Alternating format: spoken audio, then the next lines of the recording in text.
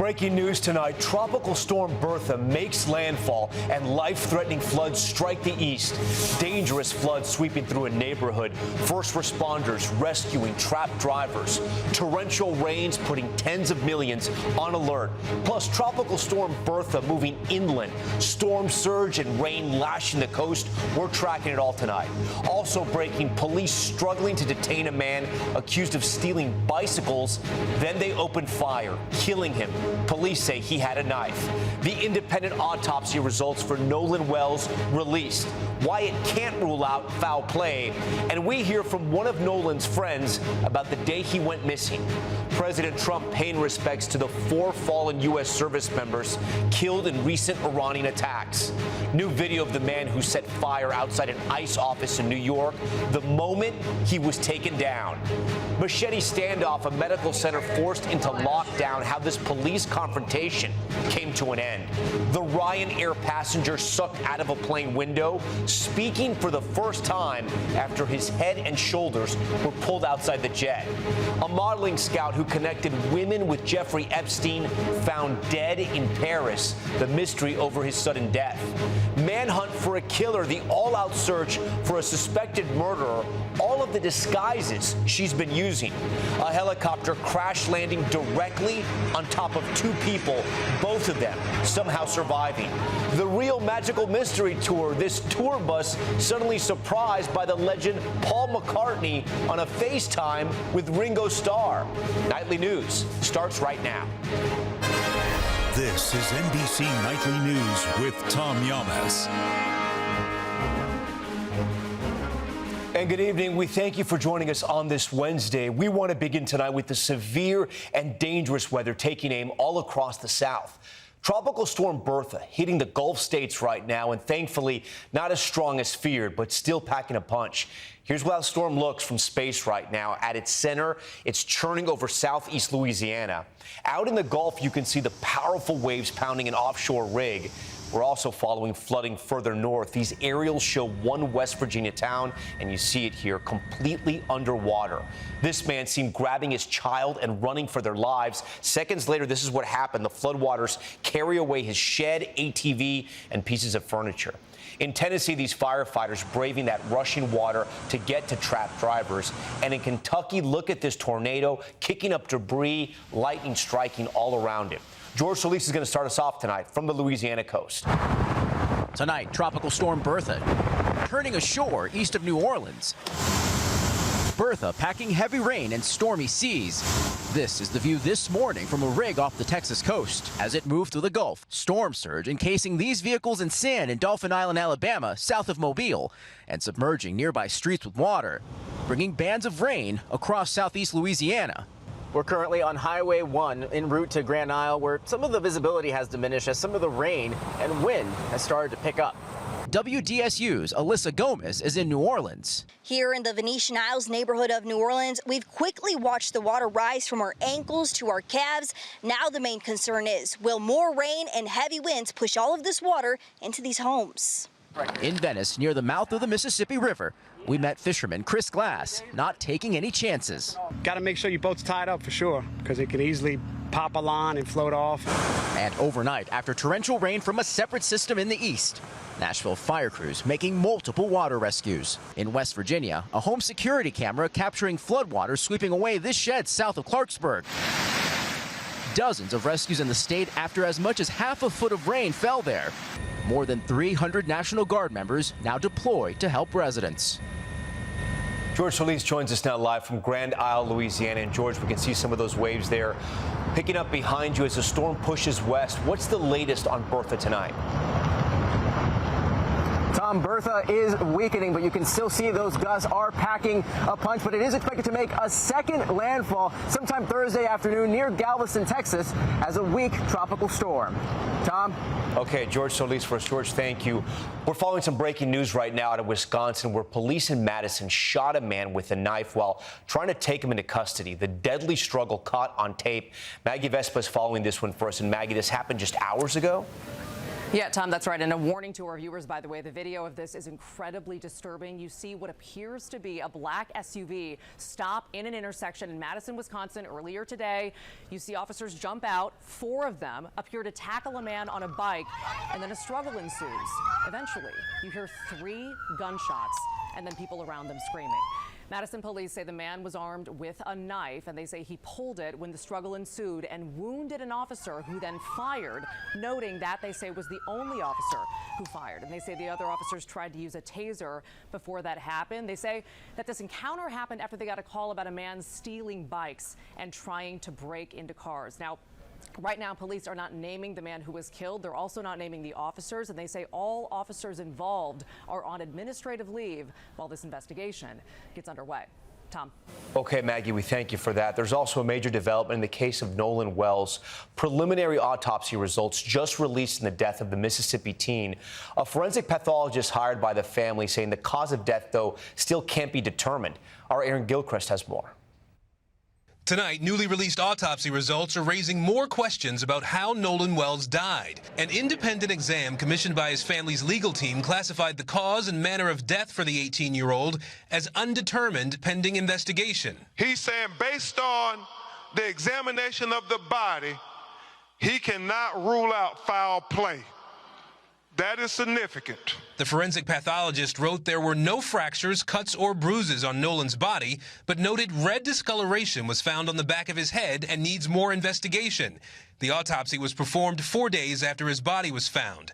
The pathologist also writing there were missing parts of the neck. Have you or he asked anyone for access to those things? Hopefully that the medical examiner will allow him to come and examine the throat, also to talk about observations that they had, and so they could share information. It is not unusual for a state medical examiner to keep parts for further evaluation. Former medical examiner Dr. Priya Banerjee reviewed the autopsy report. I think the best thing we can take away is that there's no identifiable trauma. The Jackson County Sheriff's Office is still investigating what happened after Nolan went to Horn Island in a boat with friends on July 4th. His body was found 2 days later washed ashore there. Today, the family's attorney noted the doctor was unable to examine the airways and lungs for water to determine drowning. In a recent interview, Warren Hudson says he'd been friends with Nolan since they were kids. Hudson said they frequently went boating, and they went to Horn Island with a large group of friends on July 4th. Everybody's drinking, you know, I mean, it's 4th of July. Everyone's just trying to enjoy themselves. Okay, Aaron Gilchrist joins us now. Aaron, the big question still remains here, and still no toxicology results? Tom, the family's legal team is still waiting for the toxicology report from the state, and the medical examiner's office tells us today it will share appropriate information when the investigation is complete. Tom? Okay, Aaron Gilchrist with those new developments. Aaron, thank you. We are hearing for the first time from the Ryanair passenger who was partially sucked out of a plane window mid-flight. He and his wife say fellow passengers pulled him back in, saving his life. Here's Tom Costello.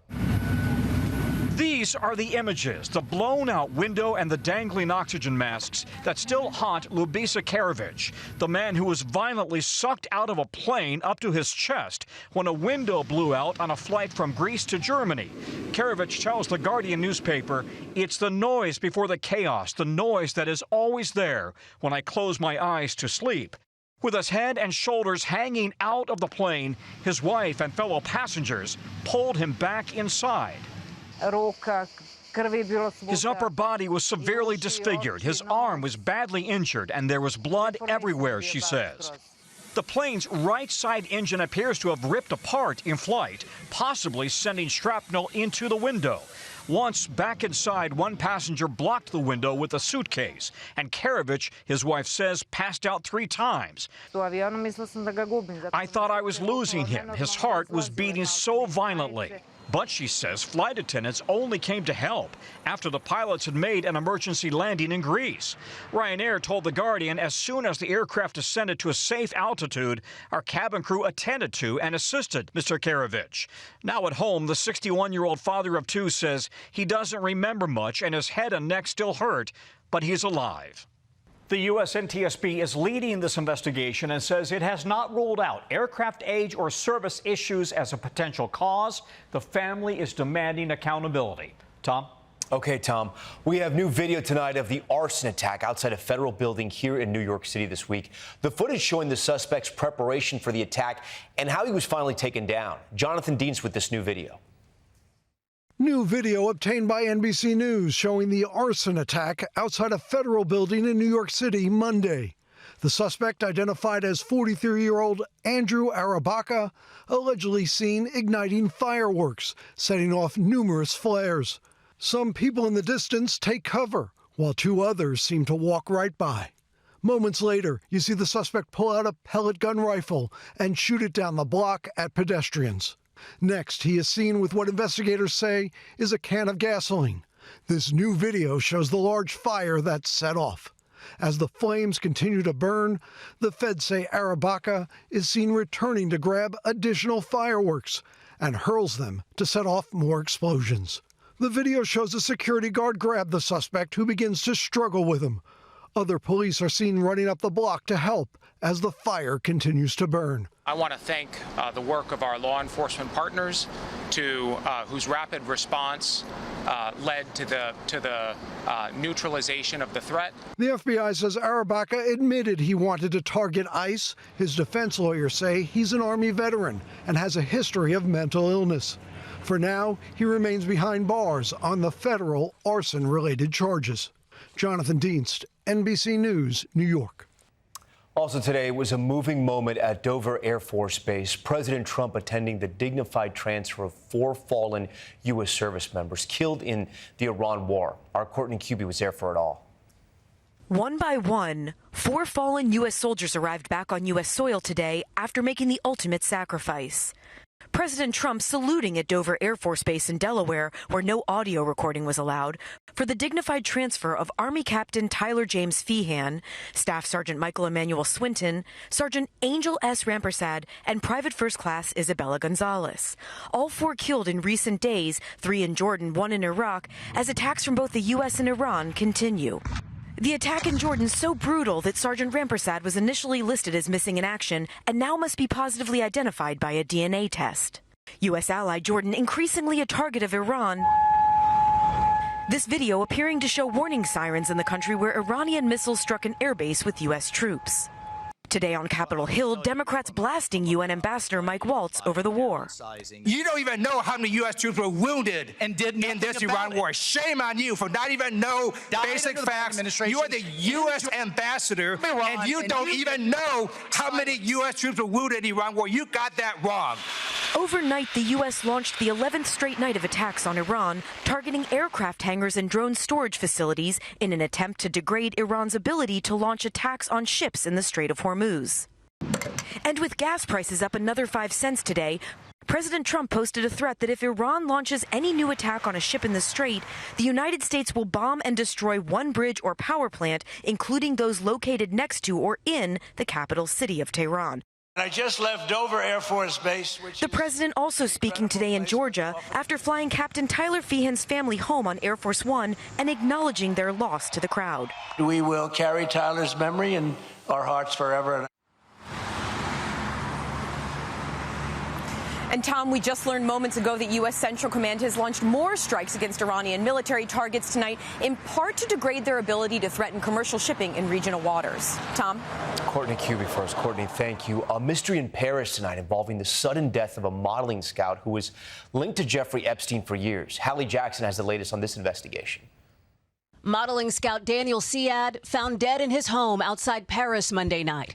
Siad, who was under investigation in France, appears nearly 2,000 times in the DOJ's Jeffrey Epstein documents, connecting the late convicted sex offender with women overseas. One example, I had 2 girls from Sweden, a Slovakian, 2 French, referencing good work for scouting, and in multiple messages noting their ages. When Epstein asks, responding in one email, 26, but she looks 18. Epstein maintained a home in Paris, visiting often. His correspondence about women with Siad coming after Epstein's controversial 2008 sweetheart plea deal on solicitation charges. Siad, before his death, denying wrongdoing, saying he never knew about Epstein's abuses. He was such a powerful person, and how can I not trust him? A lawyer for several Epstein survivors who say they were connected to him via Siad tells NBC News her clients are shocked and feel disillusioned, calling it regrettable Siad died before he could be interviewed by investigators.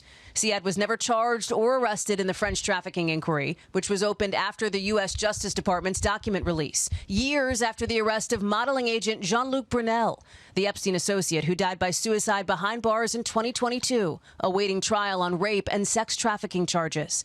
Siad's lawyer tells NBC News Siad always proclaimed his innocence, wanting to see the truth come to light. Siad's lawyer suggests it's possible he died from a heart attack, but there's been no official determination on cause of death. French prosecutors say there will be an autopsy. Tom? Halia, thanks to you. When we return in 60 seconds, these images, all of the same woman, considered a master of disguise on the run and now wanted for murder. Plus, the helicopter crash landing right on top of two people, how they survived. And a magical mystery tour unlike any other. Sir Paul McCartney pulls up next to a bus tour, and check out who he's on a video call with. That's coming up. There's a manhunt right now in Florida for a woman wanted for murder. She's been on the run for almost a month, possibly using disguises to evade capture. Jesse Kirsch has the latest. Look closely at these photos. Investigators say they all show the same woman, a cunning master manipulator named Isabel Johnson, who tonight is on the run and wanted for murder. I'm just trying to get back to my house. The Walton County Sheriff's Office releasing this video of the 38-year-old in Florida's Panhandle, saying this is what her voice may sound like. I'll put the address. Johnson is wanted in connection with the killing of Jason Coltart, a 43-year-old father who was found dead in a shallow grave last month. Authorities have spent weeks searching for Johnson, arresting 5 people for accessory after the fact to a capital felony. Our focus right now and our mission right now is finding her so that way we can hold her accountable for the homicide. Investigators warning Johnson has multiple aliases, may have changed her appearance, and should be considered dangerous. Authorities say Johnson may even claim to be dealing with hardships like domestic violence, so that strangers will give her a ride or money. And now the sheriff's office says the reward has increased to up to $16,000 for information that leads to Johnson's arrest. Tom? Jesse Kirsch on that manhunt tonight. We're back in a moment with the police standoff with a machete-wielding man that forced a hospital into lockdown, how they eventually stopped him. We're back now with a police takedown in Southern California that put a hospital on lockdown. You see a man wielding a machete. Authorities say it all started from a road rage incident. Police say they first deployed less lethal rounds as the man moved towards them before opening fire. The man is in critical condition tonight. Also, a helicopter crash like you've never seen before. Watch the yellow chopper as it starts to lose altitude, smoke pouring out the back before it lands right on top of 2 people. The victims stuck underneath the wreckage, but eventually were rescued. Both went to the hospital, one with serious injuries. And in Liverpool, the ultimate surprise for some Beatles fans, they were riding the magical mystery tour bus when look who they spotted, Sir Paul McCartney himself. There he is in the back seat, and the surprise gets even better. He's on FaceTime with Ringo Starr. McCartney flips the camera around so fans can wave to Ringo, and when fans tried to say goodbye, Paul kept saying hello, hello. That's Nightly News for this Wednesday. I'm Tom Llamas. We thank you so much for watching. Tonight and always, we're here for you. Good night. We thank you for watching, and remember, stay updated on breaking news and top stories on the NBC News app or watch live on our YouTube channel.